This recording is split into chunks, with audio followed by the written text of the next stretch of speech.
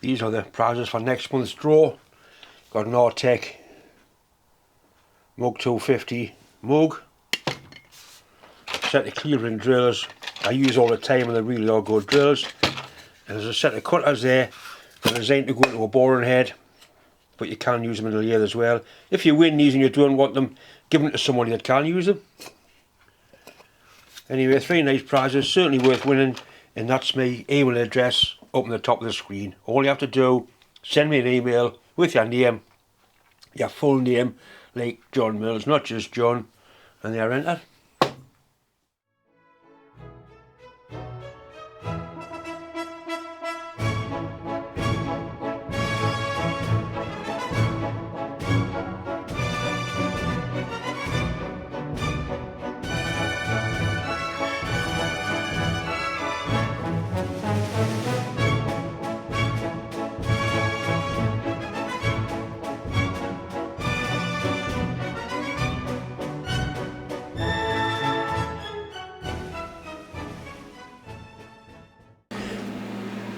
I had thought about boring that out and putting an ordinary conventional lip type oil seal in, because I'm going to make an adapter to go through there anyway, and I could have quite easily put an oil seal in there to run on the new bush, but I've decided to leave it the way Sentinel built it.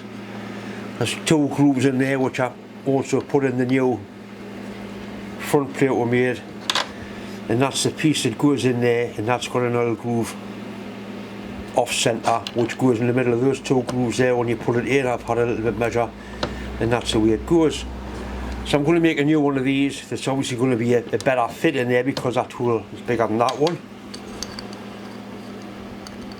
But we made this a slack fit on there so it will line up, and then when you tighten the flange on, that spider part, it's going to hold it in the middle. But I did bore this concentric with a register that locates in the bearing housing, so that shaft's in the middle there. So I'm going to make one of these, and I think I'll make it a slightly better fit than that. I'm not sure if this is original or it's been, I'm just not sure. But I did think about putting an oil seal in, and I decided against it. That's the type of seal I had in mind. This one's actually too big, but that's what I was going to do. Right, so enough from what I was going to do, let's do what I'm going to do.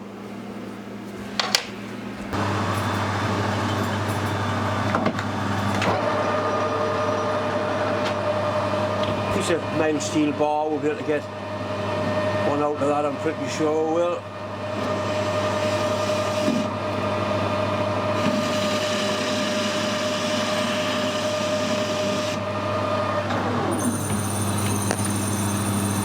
Chips are doing very well.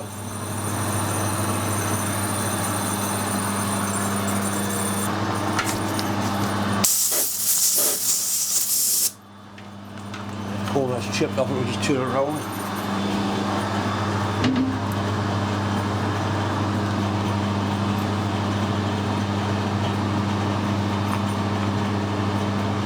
You get to use all 6 corners on these inserts. Very economical they are.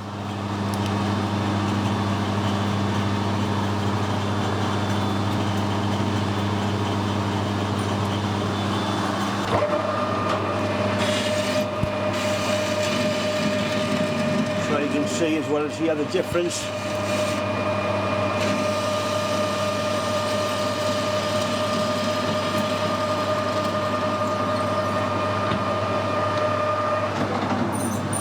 I'm going to do the bore first, the inside hole.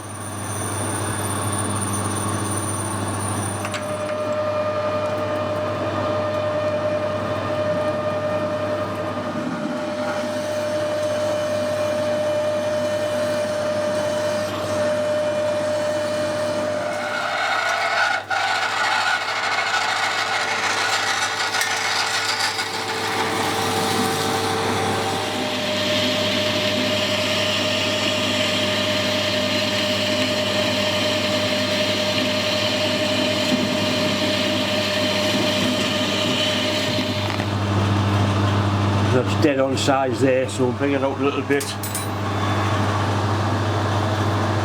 so it slips on quite nicely.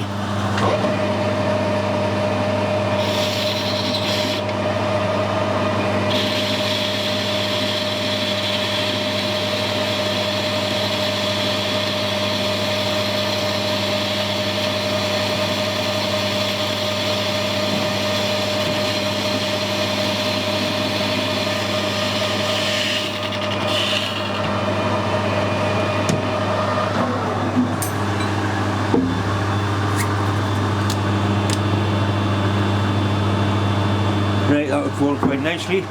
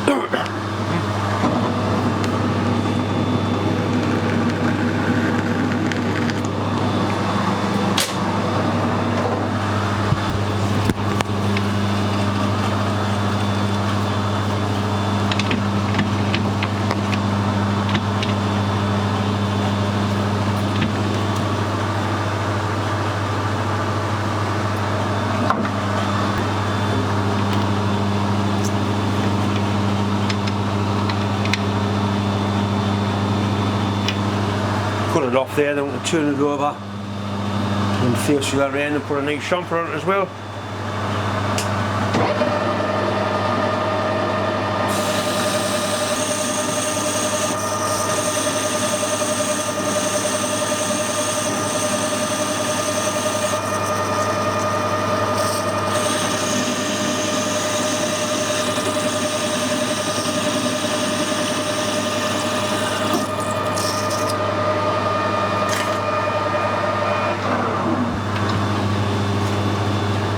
Once again, if we measure the original part for length, we just zero the vernier.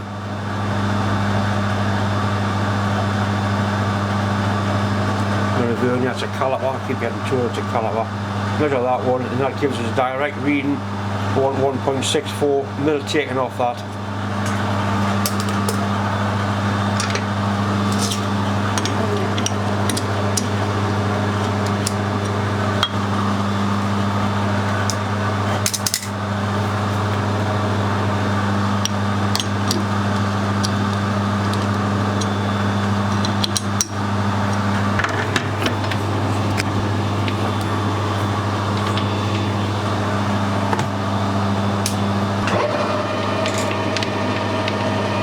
Touch it off.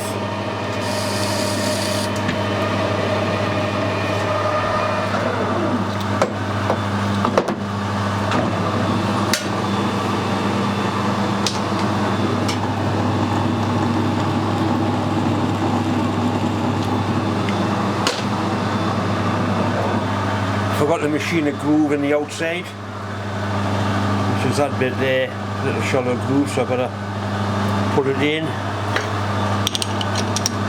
It'd be nice if I'd done that before I took it out of the choke, but never mind, I didn't, so I made the best of it. Before parting it off, I should have put the groove in. I've done worse things than that.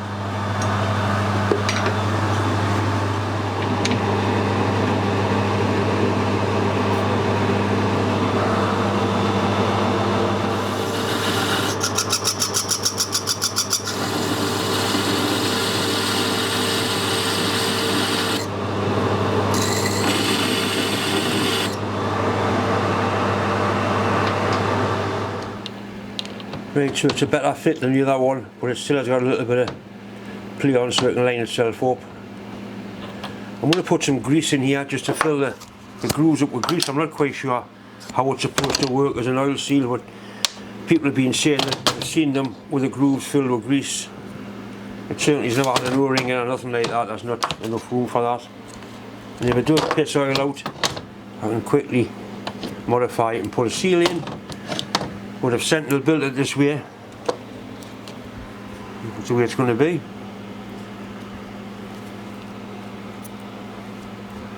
Right, so the grooves are nicely filled with a little bit of quality bearing grease, and that's the way it works. It's going to find its own centre quite nicely. Right, what the old drift key had come out, I managed to keep it safe, which is unusual for me really. Anyway, that goes in there like that.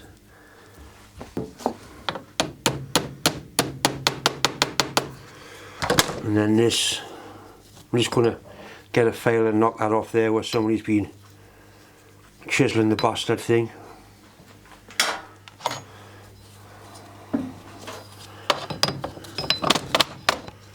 Let's badly get that now.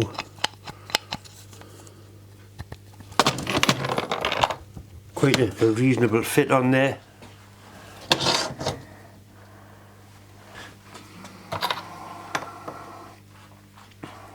A little knock on there because the end of the shaft's supported on the bench. It's not going to harm anything. Right, so that's that onto there. And there was a flat washer on this side, which is there.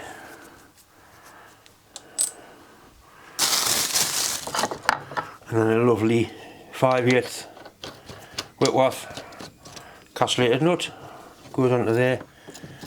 We'll put the end on, then we can get them tightened up and get the split pins put in, and that's basically the job done. Just clean some of the crap out of there first. Right, that's better.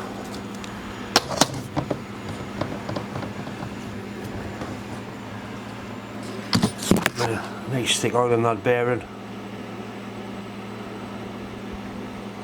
Just to give it a start off. This is Sentinel crankcase oil. Real thick gooey stuff.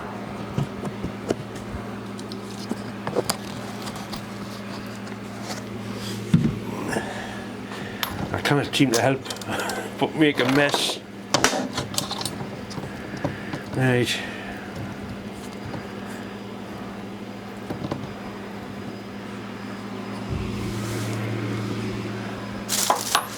I think Debs is right, I'm just a naturally messy bastard.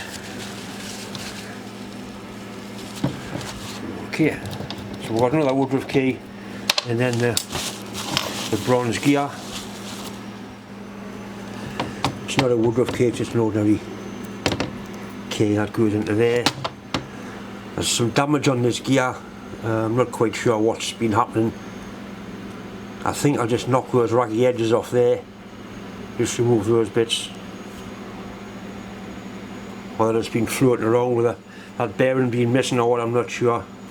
Because that bearing track had disappeared inside of it, so that's possibly been floating about. And I'm just going to take those nasty edges off.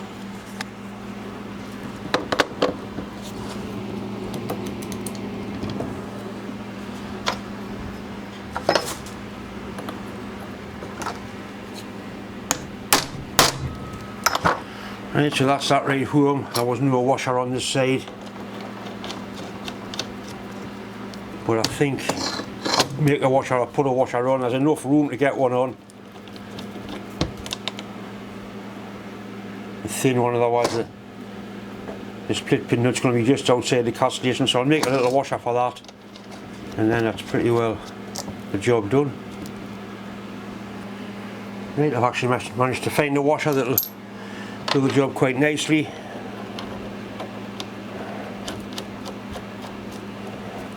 Right, we'll take it to the vise, tighten them up, and that's it. Ready to do another. 80 odd years hopefully. Does feel nice, bearings are beautiful.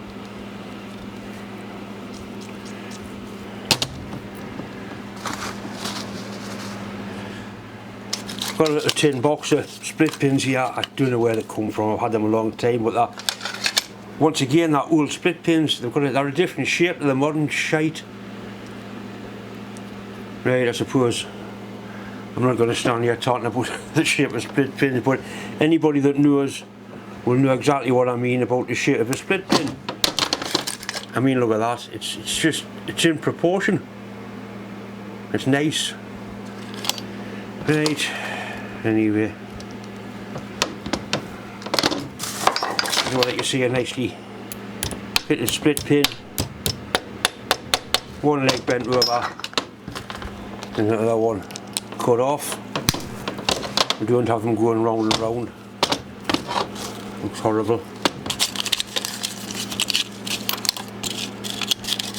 There must be little boxes of split pins and nuts and bolts in people's garages and sheds all over the country, waiting for some sad bastard like me to come and use them.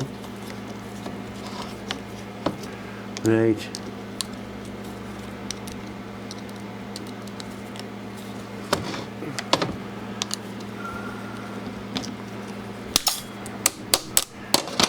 Right, that's the job done. I've enjoyed doing it, really enjoyed doing it. Hopefully it'll run for a long time now. And if it does leak all out of there, I'll put an oil seal in for them, no problem at all.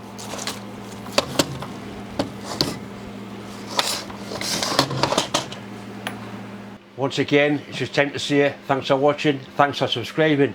If you haven't subscribed, please do, because I am getting very near to 100,000 subs. Anyway, thanks for watching.